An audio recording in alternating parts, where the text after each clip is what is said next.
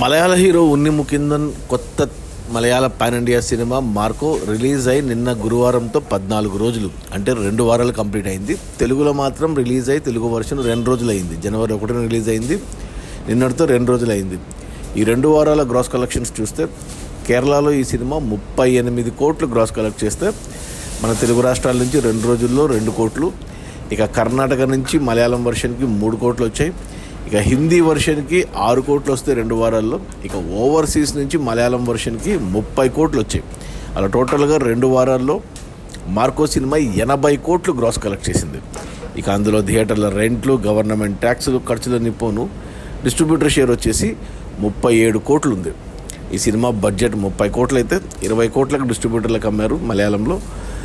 అందులో 20 కోట్లు వెనక్కి వచ్చి మరో 17 కోట్ల లాభాలతో సినిమా డబుల్ బ్లాక్ బస్టర్ అయింది. తెలుగులో ఈ సినిమాని 2 కోట్లకు కొన్నారు డిస్ట్రిబ్యూటర్లు, అందులో 1 కోటి వెనక్కి వచ్చింది మొదటి 2 రోజుల్లో. ఇక ఈరోజు శుక్రవారం, రేపు శని, ఆది రిలీజ్ అయినప్పుడు తెలుగులో 300 థియేటర్లు రిలీజ్ అయింది. ఇప్పుడు థియేటర్లు పెంచారు. ఈ సినిమాకు కలెక్షన్స్ బాగుండేసరికి మరో 100 థియేటర్లు పెరిగాయి.